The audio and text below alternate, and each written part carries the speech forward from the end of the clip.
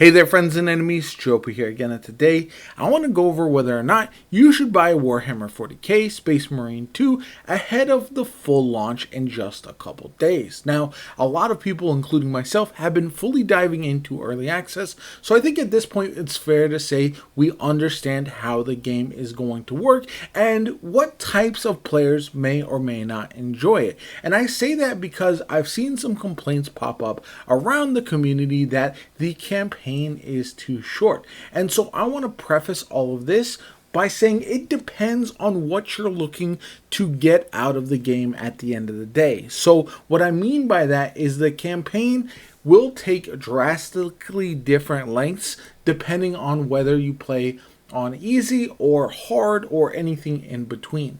If you play it on the easiest mode and you're pretty good at this game, or if you play it on normal or veteran and you're playing with a team, this campaign might only take you 6 to 8 hours. But if you're playing it on the hardest difficulty and you're struggling your way through and you're having a bit more of a challenge, it could take 15 to 20 hours depending on how quickly you're able to adapt to the combat and understand how it works. So if that's all you're looking for in this game, if you are only trying to play the campaign and you're likely to play it on easy or normal, then Warhammer 40K Space Marine 2 probably will not be for you.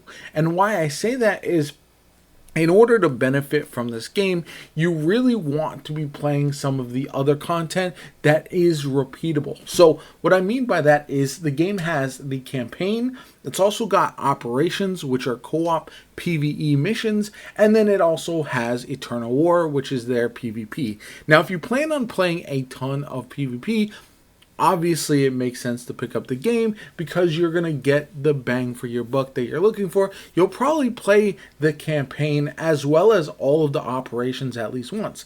And that's something I think also people need to keep in mind.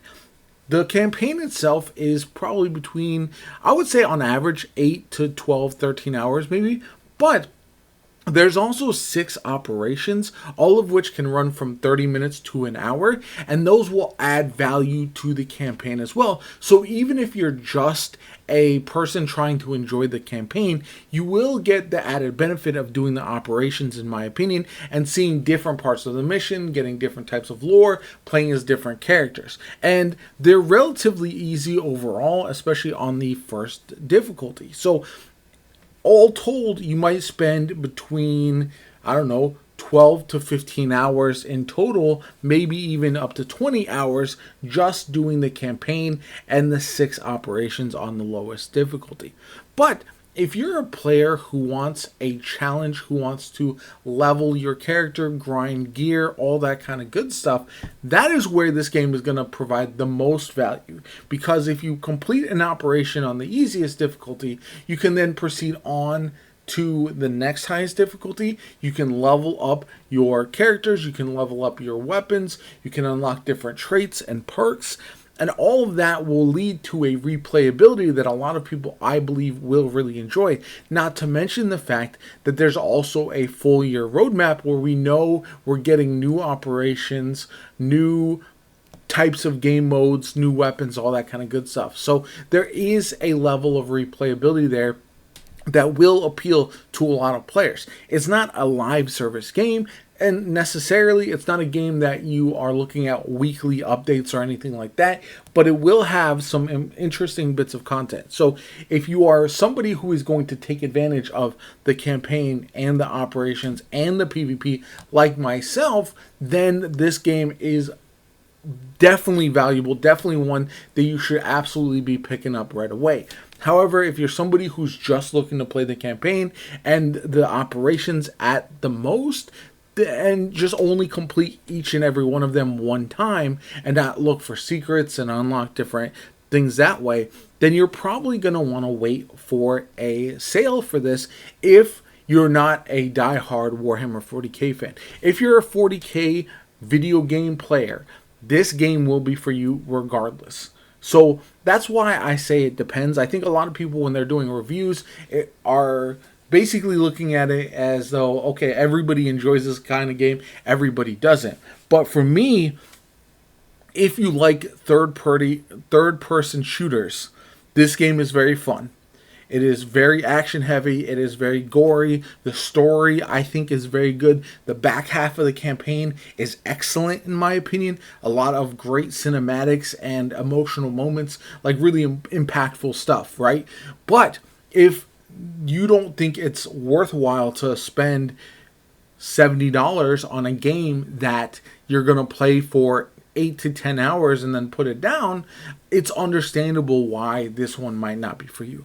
I don't look at value in video games that way, but I know a lot of people do, and you're making a difficult decision on which games you want to pick up. And sometimes you can be looking at a game and it really looks fun and it's got everything you might like, but it just doesn't have the replayability and the longevity to keep you engaged. This one, in my opinion, does a really good job with how they do the end game.